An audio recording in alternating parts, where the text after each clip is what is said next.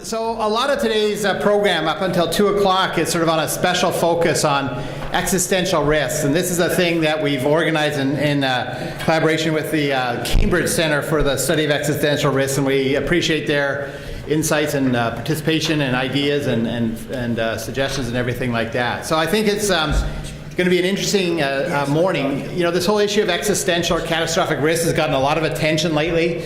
You know, we didn't really have to deal with this issue at all until, you know, maybe the nuclear bomb was invented. And now today we seem to have a lot of these risks that could present a catastrophic or existential risk. And what we're going to talk about today is, you know, what does that mean?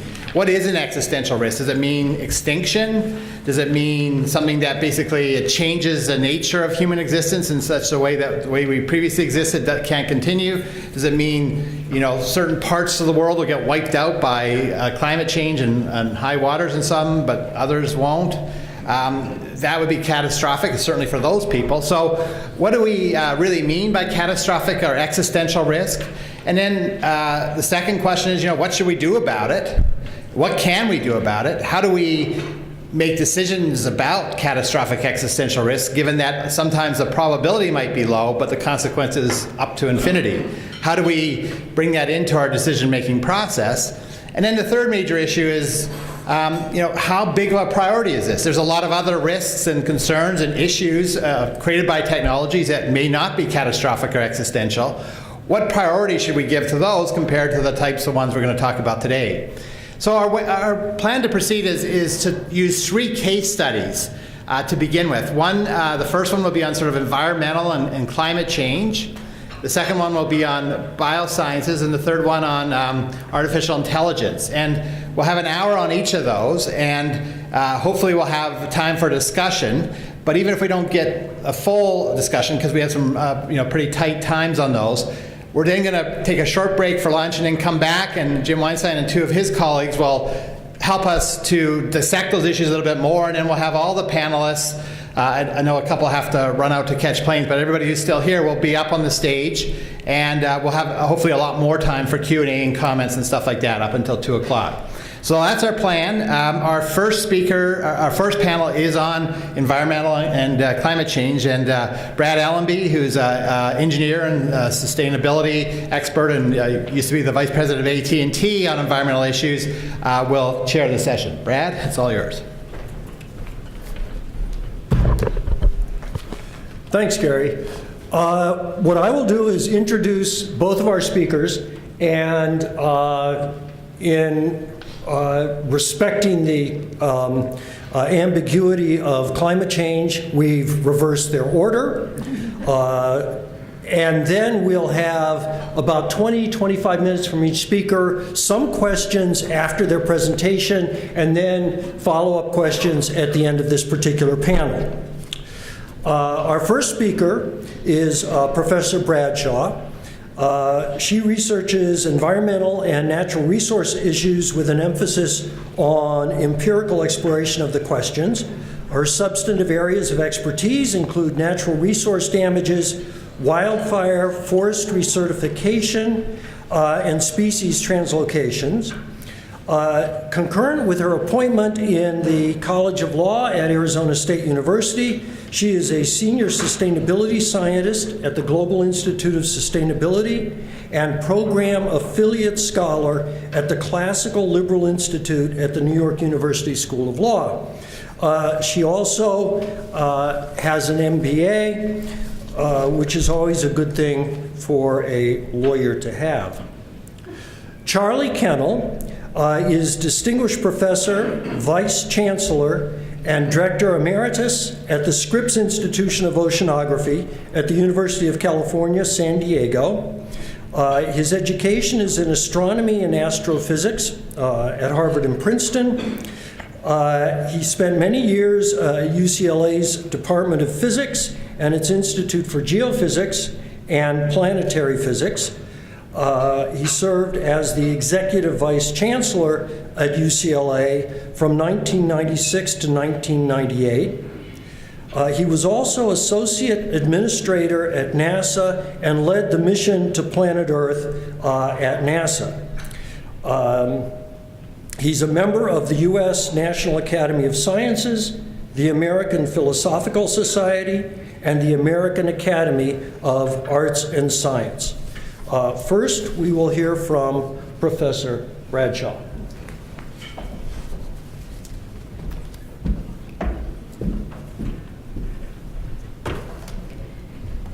So I have to thank Gary doubly, not only for having me here today, but also for being the co-author on the paper that I'm presenting. So the usual caveat, if you think it's fantastic, I was responsible for most of it. If you think it's terrible, Gary's to blame. I'm joking, of course. Gary was very kind to take me on for this project. It was an interesting look at the extent to which past claims of doomsday scenarios in environmental and natural resource issues have informed our current climate change debate. This exploration is interesting not only for climate change, but also for a variety of social problems that have doomsday implications. So the other day I heard a colleague talk about the Zika virus and the way in which Congress is underfunding the domestic response because of a series of previous infestations or thought possible epidemics in the United States that haven't come to fruition. So when, for example, Congress looks at Ebola and says, oh, well, that didn't actually happen in the way we thought that it might, let's underfund future potential disasters, they are making choices that inadequately capture the extent to which the response may have prevented the disaster. So there are a number of analogies in law and policy. In this specific case study, we're looking at environmental and natural resource disasters. So my talk will be roughly divided in two parts. Part one will look at 3 previous disasters that were essentially avoided, although that's an interesting question we'll look into, with several books popularized in the 1960s and 1970s. So those are Silent Spring, Population Bomb, and Limits to Growth. The second part of the talk will look at the extent to which climate change specifically has been influenced by this past historic record of environmental response in the United States and the extent to which previous overclaims of impending doom and disaster may cause the public to respond inadequately or distrust climate science. So those are the 2 parts. I'll try to get through them relatively quickly so we have time for questions. Unfortunately, I'm one of the people who will be dashing off to the airport and unable to attend the presentation this afternoon for another conference, so we'll try to reserve some time for that. So just to restate the essential claim, what we're exploring in this project is the extent to which past claims of doomsday scenarios, of disastrous outcomes for environmental and natural resource issues have diminished the public willingness to respond adequately to current climate change. So the first book that really raised public awareness about potential environmental problems was that of Rachel Carson. Now, it's not the first book, that's an overstatement, but it's really the first one that registered to the extent that it did on the national consciousness. So Rachel Carson, of course, was a scientist in the beginning with U.S. Fish and Wildlife Service who became an author. And she wrote this serialized piece. It took her 4 years for The New Yorker about the harmful effects of pesticide, which at that time were not fully understood. Her research reflected scientific consensus that was largely unspoken and known only in a very small group, that the effects of pesticide were not fully understood, particularly with regard to long-term human health effects. And so Ms. Carson's book became a national sensation in a way that few people expected. It became the National Book of the Month Club selection and went into thousands, if not millions, of American homes. She appeared on The Tonight Show talking about her research. So this really was a book that captured the public attention. And as a result, a number of laws and policies were enacted domestically and abroad to restrict the use of pesticides, specifically DDT, although a number of our sort of modern environmental laws regarding pesticide use were informed by the furor, one could say, created by Carson's work, this sense that we're not fully understanding the human health effects of pesticide use. Rachel Carson's book more broadly created the environmental movement in the United States. This idea that in the late 1960s and particularly in the early 70s, there was a social justice movement that we saw in civil rights and a variety of other realms that also played out with regard to public willingness, or rather unwillingness, to accept continued unchecked environmental degradation, particularly at the hands of corporate entities, right? Sometimes government, sometimes corporation. So in response to Rachel's book and the environmental movement, we saw the enactment of a number of the environmental laws that remain in place at the federal level today. NEPA, Clean Air Act, Clean Water Act. The very bedrock of environmental law was created in response to this environmental movement. So Silent Spring created just this vast outcry, this incredible outcome. We should all be so lucky to have our work achieve what her work achieved, right? The idea that you're really making a public impact. And yet, later, critics of Carson's work claimed that she was in fact incredibly unhelpful on a variety of levels. So her science is not so much in question, but the outcome, the idea of banning pesticides, has caused a number of very disastrous effects, according to some. So for example, there is a popular idea, one might say, online, that children in Africa die because of Rachel Carson. The New Yorker had a fantastic article exploring this in 2000, I believe, 10, that looked at the extent to which DDT controls and reduction in pesticide use allowed the spread of mosquitoes. Something that we're obviously interested in was Zika, West Nile virus, a variety of mosquito-borne illnesses today. And the idea behind sort of the critique of Rachel Carson is that in response to her legitimate claims, we overreacted as a society, and so as a result, we took harmful measures unintentionally. And this, of course, relates to the precautionary principle in environmental law, that being that you should take no action that might cause harmful, unknown actions in the future. Perhaps we did that, some suggest, with regard to Silent Spring.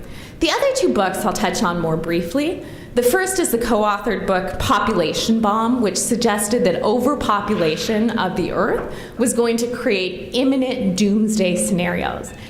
Now, you might legitimately say that's precisely what's happening. We have overpopulation predicted in this book in 1970s, and it's creating real problems. And that's probably correct. But the problem for the authors of the Population Bomb is that they suggested a specific series of events that would happen according to certain years, a timeline or chronology of predicted doomsday events which didn't actually come to fruition. And that significantly undermined the credibility of the authors, but also the scientific claims. And like Carson's book, like Silent Spring, the Population Bomb had a huge splash and public acceptance at the time that it was created. It was a bestseller, it really captured the public attention. So when the timelines failed to materialize, the authors' claims were called into question, and so too were the broader claims of scientific communities making these kinds of predictions or doomsday scenarios. Now, importantly, the authors would say that their claims were valid. They would say, look at us today. The world's population has doubled, and we've seen a number of things happen since this book was published. But they also acknowledged that some of their predictions were simply wrong based on the time frame, and also that there were unperceived at the time social events that happened, most notably the women's rights movement, that reduced population size. So what they predicted in terms of sheer numbers correlated to years did not in fact occur. And this leaves open the constant criticism of scientific concerns or raising of public consciousness of scientific concerns that there may be a response, sometimes social, often technological, that will offset the concern. So particularly in the climate context, as I'll mention in a moment, what you see is the public saying, oh, we'll deal with that in the future. We'll create a technology. There will be a social movement. And it can be very easy to be too relaxed as a result of the idea, well, in the past, people were concerned about this scenario, and look, we don't have population outgrowth today, when of course the authors and many scientists would say we do. The third book raises the extent to which technology can be used to inform discussions of environmental changes that may be necessary or even doomsday prediction. And that, of course, is The Limits to Growth, which is written by the Club of Rome. The Club of Rome is a group of scientists and computer scientists and Massachusetts Institute of Technology who, as part of a larger group project, participated in in natural resource modeling using computer software, which at the time, computer software, right? It seemed very fancy and very scientific. And the authors, perhaps to their detriment, failed to explicitly acknowledge in the initial predictions that they made, which were largely focused on the extent to which natural resources would diminish over time. They failed to acknowledge the extent to which the modeling was subject to human predictions, errors, inputs, whatever we want to call it. The idea that there are humans making decisions behind what will be modeled. And so you saw both mistakes, right? The idea of exponential growth versus linear growth, those were conflated and sometimes used inconsistently in the model. But also the inputs, the idea about what counts, what will contribute to natural resource losses over time. So the limits to growth, again, created a number of very serious-seeming doomsday-like predictions about the extent to which the United States might turn into a giant dust bowl, say. And they had some very vivid language. Each of these books do. Very vivid language about the extent that you and I and the average American would face these dire, dire circumstances as a result of natural resource depletion. Of course, these also are true in one hand. We have depleted a number of natural resources since the book was written, but largely because of those environmental laws that we talked about, the extent of the depletion has not reached the catastrophic levels that were presented in the book. Now, the authors would say, comma, yet. Meaning, of course, that this could still happen in the future. Maybe the timeline is off by 10 or 20 years, but the risk is not over. The three books in conjunction present a vivid picture of the history of the United States public in responding to doomsday scenarios in environmental and natural resources. The idea that we are presented, one might say bombarded, with threats to our existence caused by depletion in natural resources, by overpopulation, by pesticide use. And the failure to fully realize those threats. And this, I have to bracket this. This is a scientific question in many ways. The extent to which the threats did or did not come true, or may not come true, is a subject of considerable controversy. For our purposes, we're sort of bracketing that. We're not getting into the individual details of each specific claim. Did Rachel Carson, in fact, kill children in Africa, right? Those sort of scientific determinations we're bracketing, but suffice it to say they're subject to controversy. And the claims did not clearly materialize in the sense that they were accurate, and we've learned that scientific authors can and should be fully trusted to present information clearly and without overstatement. So as a result, against this very interesting backdrop, we're faced with a number of questions. The first of which is, to what extent are the claims mobilizing a public response which in fact diminishes the extent to which the claims are realized, right? So when an author advances a scary scenario and law and policymakers respond, are law and policymakers then, through that response, diminishing the likelihood that this doomsday event will happen? It's unknowable, right? We don't operate in two parallel realities, one in which Congress acts and one in which it doesn't. So, as a result, we have these predictions that look in retrospect to be far-fetched versus sort of the reality of where people are today, which the average American citizen says, we see okay. We seem okay. Now, do we seem okay? Let's switch over to the climate change discussion.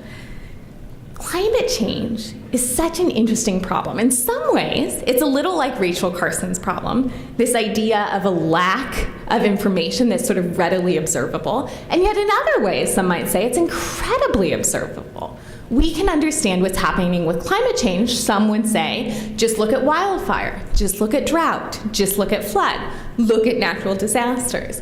And this idea that climate change is observable and yet not is in fact part of the problem that policymakers face. So there are 3 points on the climate change issue. The first is that climate change is apt to underappreciation by policymakers. Now, how can that be the case if temperatures are rising, if sea levels are rising? Well, of course, the Earth is a complex system, and there's not a unidirectional trend, right? The extent to which things are observable and simple just doesn't match the science. And so as a result, policymakers are less willing or able to cognitively understand the full extent of this interconnected dynamic system, and they may be apt to respond too slowly or too little relative to what the scientific community believes is necessary. That leads to the second risk, right? This idea that scientists, in order to spur action, are faced with an ethical dilemma about whether to overstate the extent of the potential catastrophe of climate change. This is a raging debate among leading climate change scientists or climate scientists. The idea that in order to spur an appropriate level of response, climate scientists must overstate the extent to which disaster is impending, right? So in order to get the law and policymakers and the public focused on the issue and to understand its seriousness, we must cast it in these very dramatic doomsday terms. As members of the scientific community, how do we think about this? How should we think about this?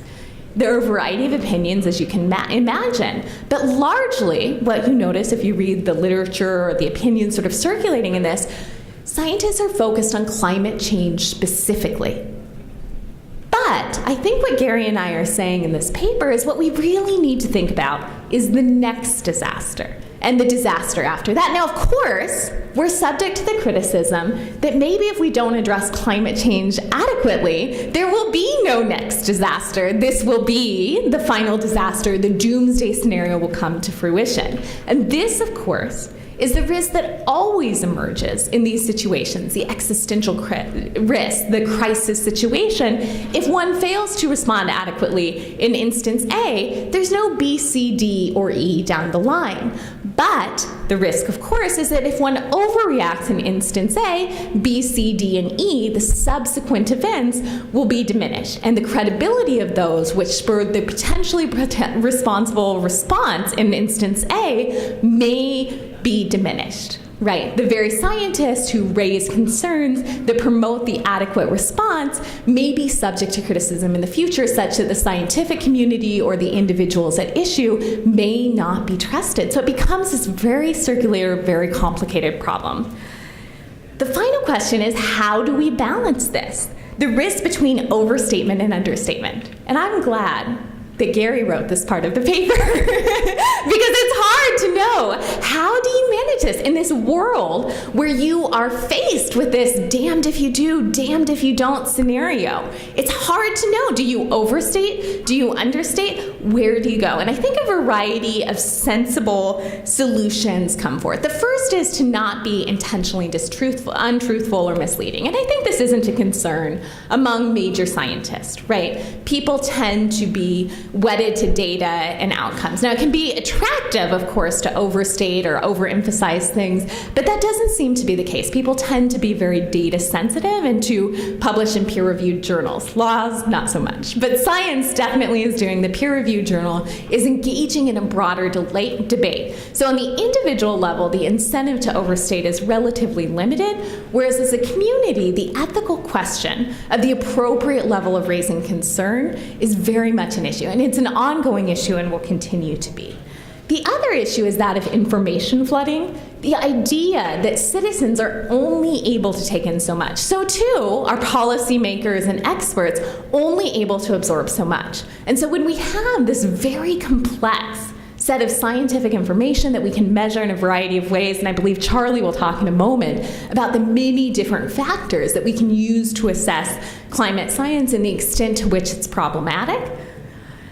When you have all these factors, even very intelligent people become completely overwhelmed. And the public, told again and again and again about the set of issues, tend to diminish the response, tend to diminish the risk over time because they're simply flooded in so many fronts.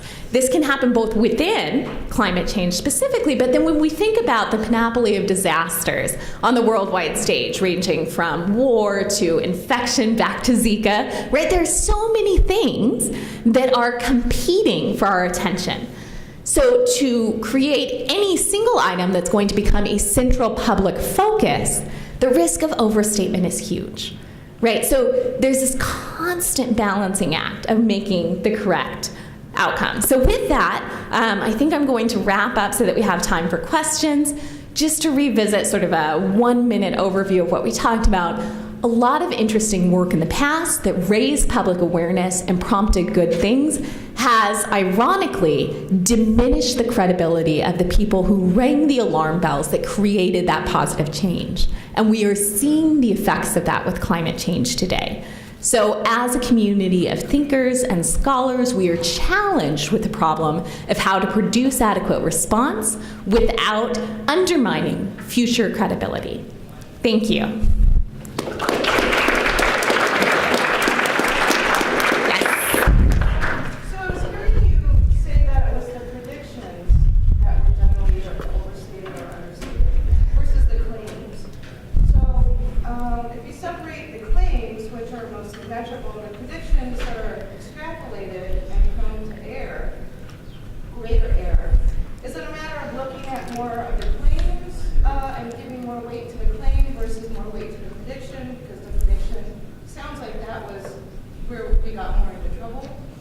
Great. So I think the question is essentially, to what extent do the claims, the observable scientific claims about what is presently happening, interact with predictions, the idea of what is going to happen in the future? And in each of the 3 books that we looked at, the predictions were what were used to make the claims salient. So the public in general doesn't seem to respond well to claims in isolation because it's difficult to contextualize for an average citizen what that science might mean, what that claim may be. People tend to be a bit self-interested, so they think, well, what does that mean for me? So sea level is risen by 1 millimeter. What does that mean for me? That doesn't seem like that much. We have a number of cognitive biases that make it difficult to translate claims into meaningful action. So the predictions, in many ways, have historically been used to spur human action, right? To spur people to think, well, if this continues, that will be problematic for me, again, the self-interested aspect, in a variety of ways, and the predictions fuel action. So one could say, in climate change, one of the interesting things is that we have a number of claims, right? Things that are observable, floods, wildfire, etc., which are observable and should make people concerned. Well, there's a wildfire that happened last summer, that could happen to me now. And that, in some ways, seems less problematic than 30 years from now we'll be living in a dust bowl. So I think one of the things that we might take from this is focusing on the claims because they're becoming so much more severe may prompt some level of action. The question is whether it will be adequate and whether predictions might cause more action. Great. In the back? So, in some ways, the silence springs... Could you please identify... Sorry, Devin Desai, Georgia Tech, Sheldon. In some ways, doesn't Silent Spring set up the problem too because of what you pointed out? I'm sorry, I couldn't hear what you said. Silent Spring seems to cause a general issue, right? Which is you get this response, as you pointed out. But aren't there examples, perhaps, from other areas where you can go back, as you said, and say, here's where we saw a change in the law, and use that to show, and 20 or 30 years later, it actually did work. So I was thinking maybe smoking, for instance, the bans in California, I believe there's now science to actually show. People are not getting the same diseases and that sort of thing. So isolate pieces of the puzzle to show that there's a general systemic possibility. But I'm just wondering, is anyone doing that kind of work? And a secondary issue here is something Nate Silver pointed out with Katrina, that there was actually really good models and warnings, but no one believed them because of previous things. So there's also a point, as you're saying, in society, what was brought up yesterday, the ability of the average person, let's say even someone like me who allegedly thinks about these things, to really do a risk analysis there on the moment is very difficult. But I would say maybe stick to the first one. Oh, I'm definitely interested in them both, and I'll tell you why. So 2 questions there. The first, within the disaster law context, are individuals less likely to follow even very good predictions because of failed previous predictions? And I'll start there because I predicted Hurricane Sandy. I was living in Manhattan at the time. I insisted that we go buy water and get a rental car and get out of town. Our neighbors in Manhattan openly mocked us. They said, "You're overreacting. warning, this is crazy, you'll never need this. And we risked looking like a fool. Of course, Hurricane Sandy was much worse than predicted, and people who appeared on television saying, we're just going to eat pizza and watch television, turned out to be very sorry that that was their game plan for natural disaster. Hurricane Katrina is very interesting in some ways because in that case, the predictions were good. They were communicated according to the best standards of the time, and yet people, for a variety of cognitive reasons, failed to respond appropriately. So what Hurricane Sandy and Hurricane Katrina do is question the extent to which private and public decision-making should intersect with regard to disaster law. In regard to natural events, this is a bit easier. We have a historic backdrop of emergency law, the fireman's rule, etc., that allows public control in those situations. In something like climate change, where the disaster is far more spread out, much longer tail, the legal and social acceptability of public control tend to be diminished. The second question is about empirical work showing the effects of environmental law and policy over time. I am familiar with a couple very small studies that look at individual aspects, but again, because of the Earth and the interconnected dynamic systems, I think it's very, very hard to say federal law, of which we of course have a single model domestically, created these specific changes. So much of what's happening is anecdotal, right? We know the National Environmental Policy Act does a number of interesting things, but it's very hard to measure sort of scientific real-world outcomes because there are so many factors. It would be fascinating. I personally haven't seen much of it. If you know, please let me know.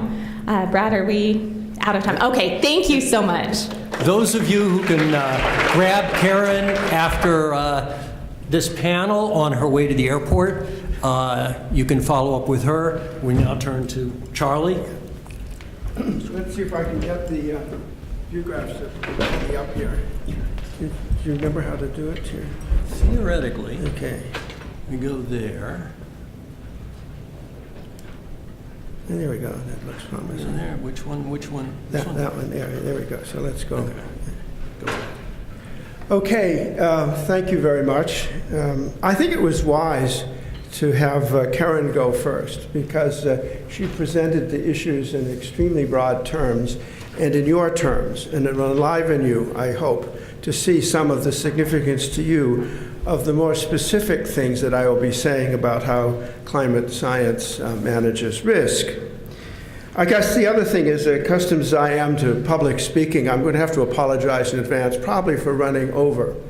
And the only way I can console myself is to say that this is a seminar series that had been jointly planned with the Center for the Study of Existential Risk at Cambridge, and some of it stemmed from a talk that I gave there. So I hope that you will, I think at least you might appreciate hearing a more modern version of the talk. Now, a title that I gave then is Planetary Vital Signs, Planetary Decisions, Planetary Intelligence. We're going to write a paper on this that will have a more sober title called The New Science and Policy of Climate Risk. I'm going to take up first how the concept of global temperature, so common in our discourse, is looked at by the public. I'm going to mention that, let's see, can we get it to, let's get it, there we go. And I'm going to argue that ocean heat is a much better indicator of climate change. I will talk about vital signs and risk indicators in general, and just make the point here that the Paris conference marked a sea change in the global intent about action on climate. And the change has been from attribution of the causes of climate change, who's at fault, to how in the world are we going to manage climate risk. I will then talk briefly about a global knowledge action network, and then finally the thing that I think attracted Hugh Price to this was planetary intelligence. So let's start with global temperature. Back in the late 1970s, when serious work on climate change modeling started, people thought that the right index for climate change would be the temperature. Actually, if you thought about it for a moment as a physicist and you imagined the world's climate system had no moving parts, then if the sun shone on this ball here, it would heat up and the temperature of the surface of this ball would increase until the infrared radiation escaping from the Earth just matches the energy flux of the solar radiation coming in. And this would be the equilibrium temperature of the Earth. Of course, the climate has internal moving parts. But we thought this was a good way to talk about it. Everybody understands temperature, although I ask you if you've ever experienced global temperature in your personal environment. But this naive attempt to communicate, assumed then, haunts us all now. We measure and compute a vast range of variables, and yet we focus publicly on the one number that conveys the misleading impression that the world warms up uniformly, or that increased temperature is the primary manifestation of climate change. And then we use this highly imperfect index of the rate humans are adding energy to the climate system as our primary criterion for whether we're making progress. And I want to challenge that now. The use of the concept global temperature has gotten us into public hot water a number of times, the most recent of which is now. And this concerns the so-called hiatus in global warming. What you see today on this curve is a plot from 1950 to 2015. A paper came out in early January, with the best analysis I've seen yet. And the solid lines of different colors mark the temperature, annual global temperatures that have been measured since 1950 from 4 different data sets. The gray shaded area marks the spread of outcomes of 42 climate models. And what you see is that the global temperature, the colored lines, was growing more or less consistently since 1970.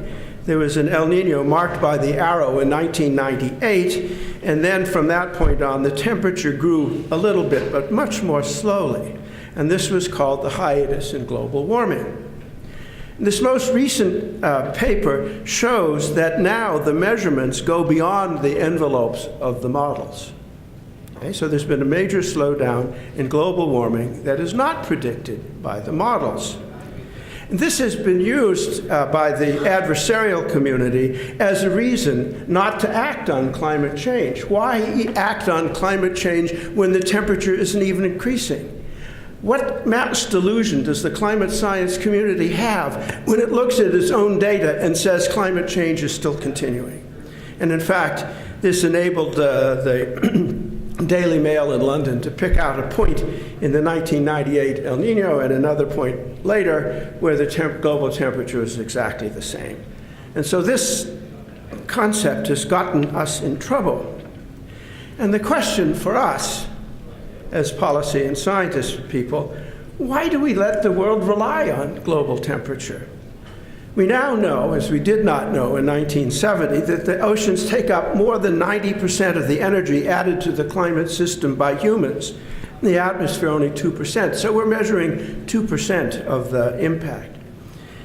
The heat content of the ocean, therefore, is our best measure of humanity's impact on the climate. Its history and geographical distribution are to help us understand whether the changes we are seeing are incidental or fundamental. If they're in the ocean, they're fundamental. It tells us how much climate risk we are storing up for the future. That heat may not escape for another 1,000 years. Fortunately, as we could not then, and as we could not before the hiatus began, we can now measure the increase in ocean heat through a very innovative project called Project Argo. This then has resulted in a series of reanalyses of the ocean heat content of the ocean, the most recent of which was published by Lawrence Livermore Laboratory in the beginning part of this year. And what you see are plots of the ocean heat uptake since the industrial era began at different levels of the ocean, 700, down to 700, 700 to 2,000, and the best we can tell about below 2,000. And the result of this conclusion, of this study, is that more than half the heat that industrial society has added to the oceans took place since the hiatus began. So now there's cognitive dissonance. the most fundamental measurement that the scientists believe indicates climate change, and the one that is talked about in the media and in the negotiations does not. So this whole episode is troubling, that an important policy debate has been hostage to delicate aspects of reanalysis. You can imagine that there are accusations in Congress that the temperature data books have been cooked. So reliance on a single indicator is very tricky. And of course, the ocean heat content data is also subject to criticism of the same kind about accuracy, timeliness, completeness, and so forth. But that's the point. When all your indicators are fragile, you shouldn't rely on one. You should risk, if you do, you risk over-focusing policy on it. You look at a number of different ones and you ask whether they all point in the same general direction. You use your judgment. You look at the balance of evidence. So this was the reasoning behind a controversial paper that David Victor and I got into Nature about a year before the negotiations. It was called Ditch the 2-Degree Warming Goal. And when this paper came out, we lost a lot of people that we thought were friends. They were very upset that we were trying to undermine the prime focusing concept of the negotiations. But now that that focusing concept has worked, and we've got the nations of the world to at least talk about the same thing, and a promising treaty was in fact signed, our colleagues are coming back now, and they're asking us, well, what did you really mean in that paper? And what we really meant was that a basket of indicators of climate change are needed, just as in central banking, trade policy, or, for example, medicine. You can tell people, for example, that if your doctor only looked at temperature, he'd miss your cancer. Okay? So you need a variety of indicators, and people are used to having a variety. And the idea that 5 or 6 indicators is too complex for the public to understand is completely undermined by our response to the vital signs that the doctors take when we go to the office. Then they give us more specific risk assessments. But in fact, this concept, the idea that you need a multiple set of indicators, I think pertains to all nonlinear systems of systems, as are the ones I just described. So subsequent to that, Stephen Briggs from the European Space Agency and the head of the UN Global Climate Observing System joined our paper, and we wrote a paper in which we articulated a little bit more about what we meant by planetary vital signs. Understandable measures that tell a richer story of climate change. And these are things that you've all more or less heard about, but have not been raised to the level of official guides to negotiating strategy. Ocean heat content, global sea level rise, sea surface temperature, of course the temperature, Arctic sea ice extent, and the like. And we wanted, in 2020, when the negotiations are resumed, that the delegates look at these indicators. But then we realized that vital signs are only the beginning. And it's because scientists don't make the decisions on climate, politicians and business and financial leaders do. And they respond to the risk to things that the public care about, and not these abstract threats of climate change. So the next question is, well, what kind of indices actually make people care? Here, we rely on a very interesting report that was written by all groups. You might imagine the Foreign and Commonwealth Office of the UK, headed by Sir David King. This group looked at climate change risk analysis from a different point of view than the scientific community did. This document was there to guide the British negotiators as they went into the climate negotiations in Paris. And there, then, we can distinguish between 3 different kinds of indicators. The first are the vital signs, the empirical indicators of ongoing change. There's direct risk. This is the one the scientists like. They are objective calculations of ecological or societal impacts of change. And they are thought to be value-free. And they leave the decision maker on his or her own to decide exactly what they mean for that decision maker's interests. And then there's systemic risk, on which they focused, value-based queries about extreme outcome likelihoods. What is the worst thing that can happen in my area of responsibility, and how probable is it, and how quickly is that risk changing? Now, having reached that, then we understand that in the new world of managing climate, as opposed to apportioning blame, we have to begin to understand how big that problem is going to be, even in the area of risk indicators, much less action. We risk a false start if we don't confront the issues of scale and scope up front. So on scope, my version of the question, can we create a methodological framework to deal with a huge variety of issues associated with climate change management? On scale, much more than this, but can we create a knowledge management infrastructure that meets the needs of millions of decision makers in thousands of culturally distinct communities in hundreds of ecological regions? So let's confront the scope issue. Here I've constructed, unfortunately, an eye chart. There's too much on it, but I didn't know how to communicate the logic of it anymore better than this. I've called it the adaptation knowledge cascade. And what I mean by it is, suppose you had an ensemble of climate models that you trusted, or observations of the past that you trusted. And you wanted to use these to calculate or to estimate the risks of things that further down the chain. So first you'd need to know about how the big climate systems are actually evolving, the ocean state, the atmospheric state, and so forth. And this is the area of the vital signs. But then you want to, next, before you can get specific to decision makers, you have to cascade down to the regional geophysical systems, the big regional climate cycles, polar watersheds. How does a change in climate affect the rainfall in my watershed? And the river flows, coasts and islands. And once you've done that, then you can go to regional ecological systems, the biomes, aquatic, alpine, riverine, desert, fox, savanna, forest, savanna, grassland, tundra. Think of the complexity, intellectual complexity of this. But once we've done that, and only after we've done that, can we get an idea about the impacts of climate change on regional technical systems? Agriculture, managed water, climate-dependent energy, urban, etc. And then finally, at the bottom of the list, and the top of the list of our concerns, is human security, health, resources, economics, finance, resilience, societal stability. And this is the area of systemic risk that the Sir David King's report emphasized.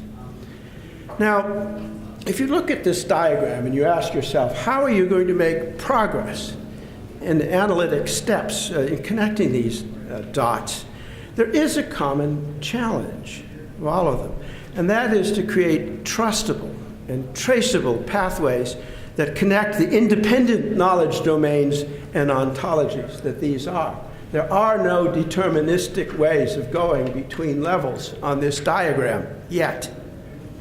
So you'd want to compute the direct risks indicators, quantitative statistical relationships. You want to do systemic risk indicators. What's the probability of a 100-year flood in my watershed? And to this common challenge, there are a number of common technical responses. And the first is to acknowledge and understand that Bayesian methods are key, because you're linking probabilistic systems together.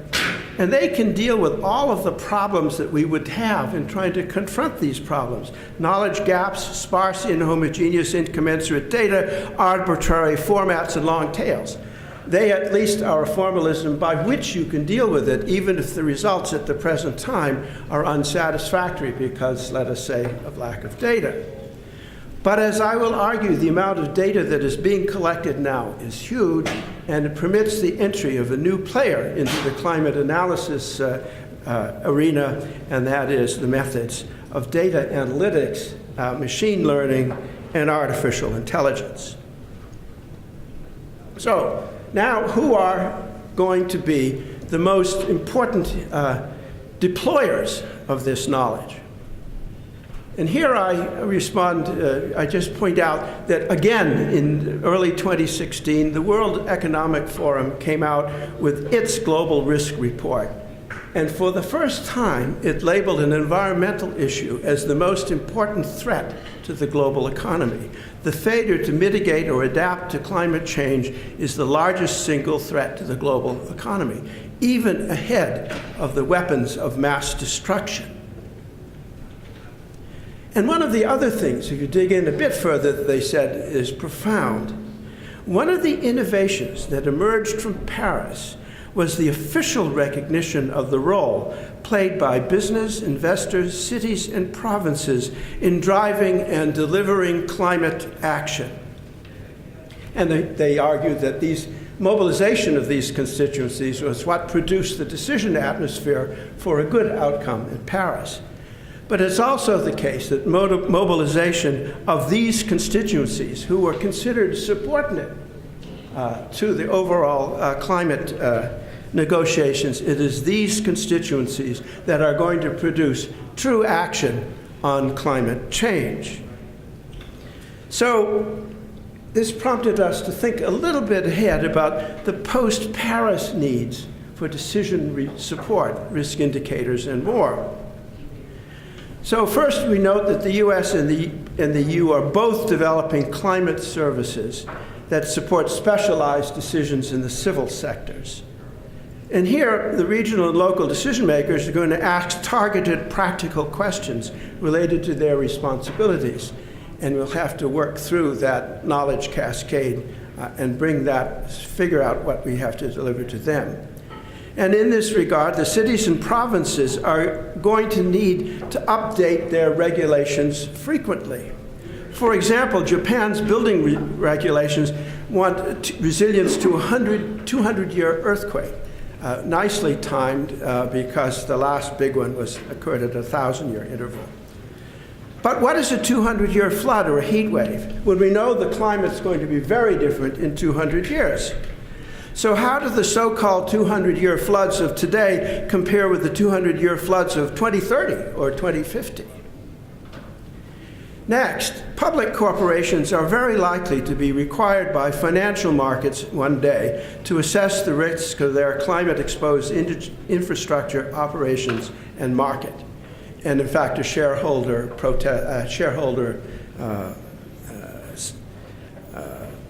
suggestion is currently being debated by ExxonMobil about stranded assets.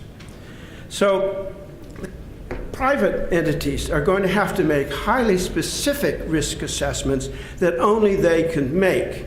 Multinational companies have, for example, facilities in many different climatic regions, and they will have to calculate their risk on a region-by-region basis and aggregate them. But more than that, they'll want to do their own risk assessments to avoid revealing competitively sensitive information. But at the same time, their climate accounting must also use reliable climate data and generally accepted analytic algorithms, or it will not satisfy the investor community. Problem to work out in the future. But what this means for groups here, far-seeing policies are required to assure that reliable climate data and generic versions of analytic tools are freely available to companies, their insurers, and their auditors. So how do we deal with all this complexity and scope of issues? And of course, about the only thing that seems to make sense is to embed knowledge management tools in smart cyber infrastructure.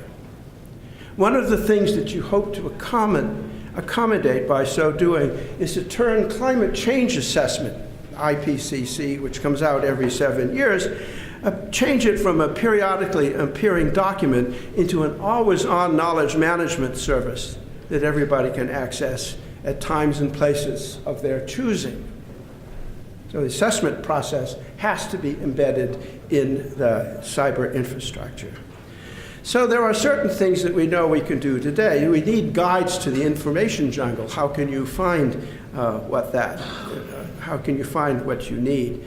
And so at the top, there are a number of bibliometric techniques, scientific maps of, actual scientific interaction networks, disciplinary maps, and so forth, that would help create expert rankings and informed meta-languages about the climate risk issues. And then at the bottom, there's the big data issues where we're going to have to ask for help from our computing systems to handle the data with machine learning and artificial intelligence. And ultimately, all of this has to get down to the users. And so we've reached a few years back, we've been working on this for a number of years, but finally we found an opportunity to publish this at the proceedings of the joint workshop of the Pontifical Academies of Science and Social Science. And the basic idea was that we need to create one day a global knowledge action network, knowledge connected to action horizontally amongst experts and so forth at each level, and vertically up and down between global, regional, and local. So, people have asked me, well, how do you fall into this way of thinking? And I began to think, and I realized that actually it started very early in my career when I was a card-carrying astrophysicist, chairman of the UCI physics department. And at that point, I was still a young faculty member, and we had a very great physicist in polymath, Philip Morrison, come to our dinner table. And Phil was expounding, as usual, on just about the theory of everything. And not the high-energy physics theory of energy, the theory of everything he was an expert on in many ways. And one of the young ladies at the table asked him something like this, "Oh, Dr. Morrison, you know so much. Can you predict what's going to happen in the future?" So he looked at her and he says, "Well, your husband's in computer science, isn't he?" And yes. "And wasn't it at UCLA that computers were first connected together?" Well, yes. And so I expect in a while there's going to be a worldwide network of such connected computers. This is 79 maybe. And it's going to be first used and applied to manage global finance. But the expansion of economic activity that it induces will create so much pollution that it will be asked to manage our economy and environment in harmony. Okay? Now, people are going to want day by day, minute by minute, adaptive management, for which they neither have the patience nor the quickness of mind. So they're going to connect their environmental sensors, where you already are suffering from pollution here in Los Angeles, and you certainly want to make sure that you can solve that problem.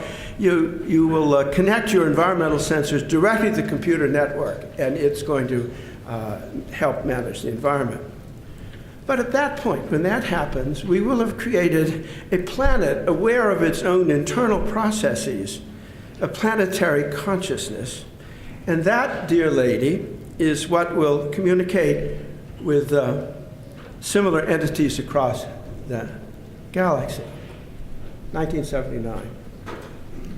So I just added for the Center for Study of Existential Risk a small coda. I think we're on the way to building Morrison's planetary consciousness. And we'll think we're asking it to diagnose the planet's ills. But it might conclude that we are the problem. And so, in struggling to cope with one existential risk, we risk creating another. Thank you.